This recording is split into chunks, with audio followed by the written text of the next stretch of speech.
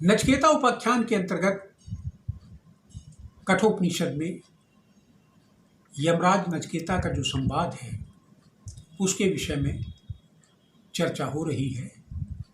और पिछले वीडियो में हमने आपसे बताया था कि ये जगत जो है एक पीपल का सनातन वृक्ष है जिसका मूल ऊपर है और शाखाएं षष्ठी योनियां नीचे है। जो इसको जानता है वो अमर हो जाता है। तो कहते इसी बात को गीता के 15वें अध्याय में भी पहले दूसरे तीसरे श्लोक में ये बात कही गई है। और यहाँ उससे आगे भी कहते हैं कि इन शाखाओं में प्रकृति के जो 3 गुण हैं उनसे ये पोषित है, सत्व रज और तम। और इन शाखाओं में विषय रूपी कोपलें लगी हुई हैं जिनमें मनुष्य अपने को उन्हीं की ओर उन्मुख रखता है और परमेश्वर की ओर ध्यान नहीं कर पाता। इस कारण कहा है कि मनुष्य को चाहिए कि वो इस तरीके की जो शाखाएं और जो नीचे फैली हुई जड़ें हैं उनको अनासक्ति रूप ज्ञान रूपी तलवार से उनको काट कर उस परमेश्वर के चिंतन में ध्यान लगावे। आगे नचिकेता को उपदेश देते हुए यमराज कहते हैं कि यदिदं किंच जगत सर्व प्राण एजत निश्रितम महद्भयम वज्रमुद्यतम एतद विदुर्मतास्ते भवन्ति। ये जो सारा जगत है, ये जो लोकांतर है,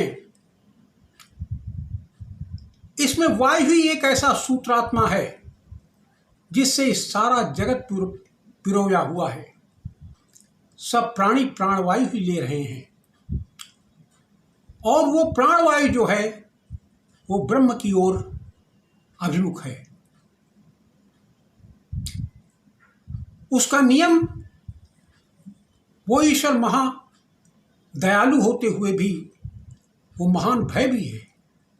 उसका उठा हुआ वज्र, उसका बनाया हुआ न्याय और नियम अटल है, जिसकी वजह से ये अपना कार्य करता रहता है। इस बात को जो जानता है, जो जान लेता है, वो अमर हो जाता है। फिर कहते हैं कि भयादस्य अग्निस्पत भयाद पर सूर्या भयाद इंद्रस्य वायुष्य मृत्युर्धावति पंचमा। कि उस परमेश्वर के भय से सूर्य निकलता है, वायु चलती है, अग्नि जलती है, इंद्र समय पर वर्षा करते हैं और मृत्यु वरण करती है। उसका न्याय और नियम अटल है। फिर नचिकेता यमराज से पूछते हैं कि यदि उपासक को कैसे ये अनुभव होता है कि उसने ईश्वर को जान लिया। तो कहते हैं, यमराज कहते हैं कि जो उपासक उनके चिंतन में व्यस्त रहता है उसको परमेश्वर ऐसे दिखाई देते हैं जैसे दर्पण में मुख दिखाई देता है। उसके अंतःकरण में परमेश्वर ऐसे दिखाई देते हैं जैसे दर्पण में मुख दिखाई देता है।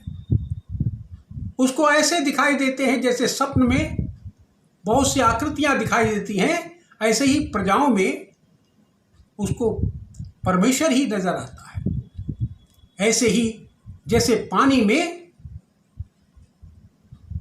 प्रतिबिंब दिखाई देता है, ऐसे ही उसके ज्ञान में परमेश्वर की छवि झलकती है। जैसे ब्रह्मलोक में परमेश्वर है, प्रकाश ही प्रकाश है, उसी प्रकार से उसको समाधि में वो प्रकाश दिखाई देता है। यमराज कहते हैं कि नचिकेता, अगर इस जन्म में परमेश्वर को जान लिया तो जान लिया, नहीं तो जन्म मरण के चक्कर में कल्प कल्पांतरों तक बार बार विभिन्न योनियों में जन्म लेना पड़ेगा और उसको प्राप्त करना बहुत ही असंभव हो जाएगा। इसलिए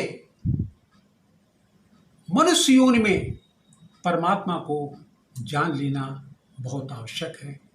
नमस्कार। अब इसके बाद अगले वीडियो में आपसे चर्चा होगी।